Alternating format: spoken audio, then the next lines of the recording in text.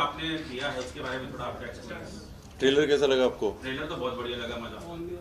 सो intelligence bureau पर film है। Intelligence bureau Hindustan का खुफिया विभाग है जो दुनिया में कहते हैं कि नंबर 1 की पोजीशन पे है। लोग अक्सर इसके बारे में बात नहीं करते हैं।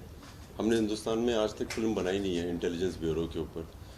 मैं अक्सर जब अपने दोस्तों से मिलता हूँ उनसे पूछता हूँ कि अमेरिका की खुफिया एजेंसी सीक्रेट सर्विस का नाम क्या है, यहाँ KGB कहाँ की है या मोसाद कहाँ की, सबको पता होता है। बट हिंदुस्तान का जब मैं पूछता हूँ तो लोग कंफ्यूज रहते हैं। हाँ भी फिल्मी बॉय कौन सी अपनी सिक्योरिटी सर्विस और IB क्या है और इन दोनों में क्या डिफरेंस है?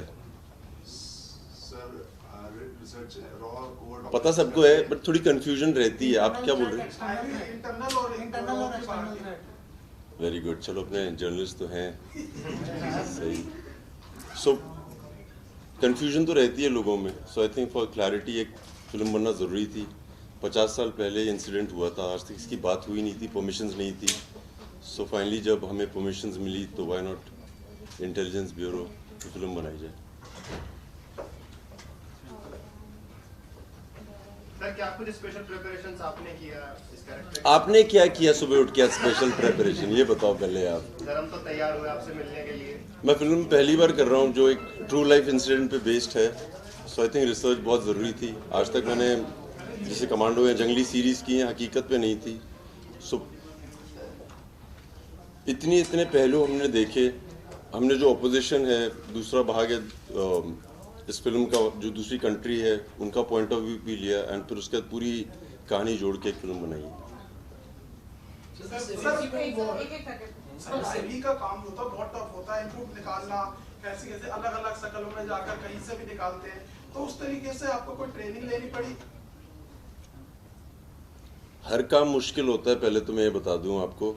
हमारे इंटेलिजेंस ब्यूरो का एक काम अलग इसीलिए है क्योंकि मैं जैसे आज के दुनिया में हम लोग मिलते हैं लोगों को, सब लोग फेमस होना चाहते हैं।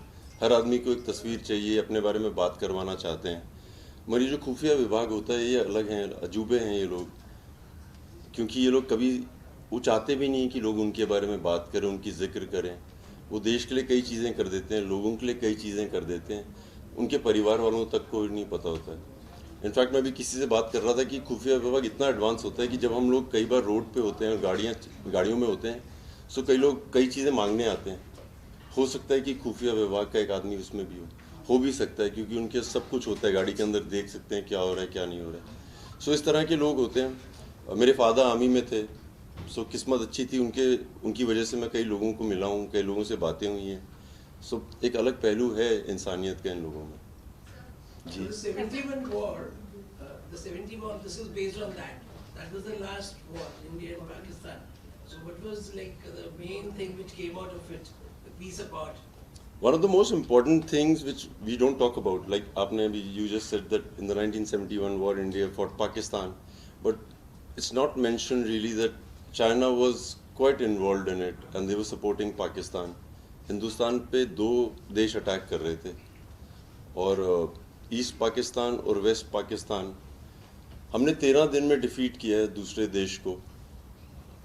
मैं अगर आपको आज के एग्जाम्पल से बताऊं तो अभी रशिया लड़ाई कर रहा है, एक इतना विशाल देश है, फाइटिंग अ स्मॉलर कंट्री। 1 साल के करीब हो गया, जंग ख़त्म नहीं हुई है।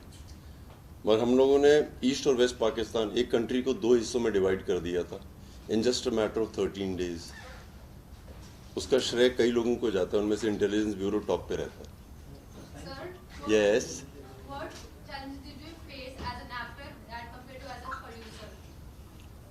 सो ये मेरी पहली फिल्म है जहाँ पे मैं प्रोड्यूसर हूँ एंड मुझे लगता है कि इतनी मुश्किलें हुई नहीं। और मैंने ये भी देखा है कि लोग अक्सर अब कुछ करने जाते हैं तो लोग बोलते हैं कि there will be a lot of challenges and all, but अगर आप घुस जाएं ना तो चैलेंजेस दिखते नहीं हैं। So not so much, I think कई चीज़ें आसान हो गई थी। जब मैं एज एन एक्टर फिल्में करता था मुझे अक्सर लगता था कि मुझे लगता है प्रोड्यूसर ये भी कर सकता है, ये भी कर सकता है, बहुत छोटी छोटी चीज़ें।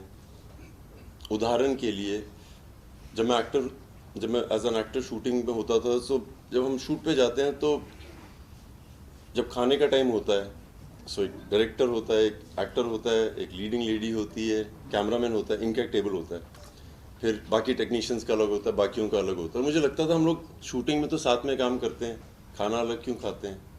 सो हमने अपने प्रोडक्शन हाउस में एक तब्दीली ये लाई कि देयर वाज नो हायरार्की, कोई भी किसी के साथ भी बैठ सकता था। इस तरह के छोटे छोटे चेंजेस किए जो बहुत बड़े, मुझे लगा कि उसमें शूटिंग में मज़े भी आने लगे और जितने लोग काम पे आते थे। एक और एग्जांपल है, जब हम लोग घर से निकलते हैं, जैसे मैं कहीं जाता हूँ तो मेरी मदर भी पूछते हैं कि क्या खाया, क्या मिला खाने के लिए। सो मुझे लगता था हम शूट पे जाते हैं तो हर आदमी के घर में ये सवाल पूछा जाता होगा। So we need to have the best food. So action hero films में हमने एक तब्दीली ये भी लाई कि हर दिन हम चेक करते थे किसको कैसा लगा, and we change a lot of food people. I think the standard, ये छोटी छोटी चीज़ें हैं जो बहुत मायने रखती हैं, जो लोग काम करते हैं उनके लिए। सो ये सब मैं कर पाया। फिल्म में आपने एयरफोर्स ऑफिसर की भूमिका निभाई है, तो प्लेन आपने क्या चलाना सीखा या पहले आपको? मैंने कमांडो में गन चला के गोली मार के आदमियों को मारना भी सीखा, मगर हकीकत में मारे नहीं लोग। काफ़ी रिसर्च करनी पड़ी सर। जब आप कॉकपिट पे बैठे होते हैं, आपको हर चीज़ का ज्ञान तो होना चाहिए, नहीं तो जिनको पता होता है उनको पता लग जाता है कि आपने सीखा नहीं है। सो हर छोटी छोटी चीज़ इंक्लूडिंग मोर्स कोड जो आज इस्तेमाल नहीं किया जाता है, उसके बारे में पहले तब तसल्ली से पहले पढ़ाई करनी पड़ी। जो हमारे डायरेक्टर हैं संकल्प रेड्डी, उन्होंने काफ़ी रिसर्च की थी, काफ़ी काम किया हम लोगों ने। नेक्स्ट सवाल सर, आकाश चौधरी फ्रॉम फिल्मी लीला। पता है जी सर, थैंक यू सर। सबको। जी थैंक यू सर। सर मैं ये जानना चाहता हूँ कि आप बहुत ही एक्शन मूवीज करते हैं, तो इसके अलावा कभी आपने कोई और जॉनरा इसके अलावा कोई सोचा है? For example related to homosexuality, maybe, just asking, कुछ और जॉनरा आपने कभी सोचा उस बारे में जिस पे आप फिल्म करना चाहेंगे? उसके बारे में जानना चाहता हूँ। यार होमोसेक्सुअलिटी पे सोचा तो नहीं है, बट आई थिंक इम्पेरेटिव है, लोगों को फिल्में बनानी चाहिए। बहुत मुद्दे हैं जिन पे आप कई फिल्में बना सकते हैं। इरेक्टाइल डिसफंक्शन के बारे में हम लोग जिक्र नहीं करते हैं। मैंने हाल ही में एक वीडियो अपने सोशल मीडिया में डाला था talking about it, and I think इस तरह के मुद्दों के बारे में भी बननी चाहिए। बट चूंकि जहाँ से मैं आता हूँ, मेरे फादर आर्मी में थे और उनके फादर भी आर्मी में थे। I have lost my mama in a battle. मेरे कई क्लासमेट्स थे जो कारगिल वॉर में भी शहीद हुए थे। सो मैं जहाँ से आता हूँ और जिस तरह के लोगों के साथ पला बड़ा हुआ हूँ, मुझे लगता है कि उनकी कहानी मैं थोड़ी ज़्यादा अच्छी तरह से जानता हूँ। सो एज अ प्रोड्यूसर मेरे पास 2-3 ऑप्शंस थे कि इस तरह की एक्शन इस तरह की जाएँ। सो मुझे लगा नहीं यार, पहले इंटेलिजेंस ब्यूरो पे बनाई जाए, कभी बनी नहीं है आज तक। हम जब इंग्लिश पिक्चरें देखते हैं हमें पता होता है कि मिशन इम्पॉसिबल है, या CIA है, उनकी तारीफ भी करते हैं, हम लोग हिंदुस्तान में करते नहीं हैं। जी, तो सर अभी जैसे सुप्रीम कोर्ट में legalisation for marriage, homosexuality marriage के लिए बैटल चल रही है, what is your opinion? Should it be legalised?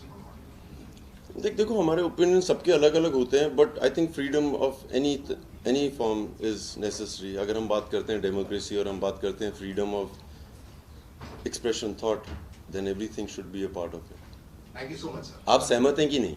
जी बिल्कुल सर, वेरी गुड।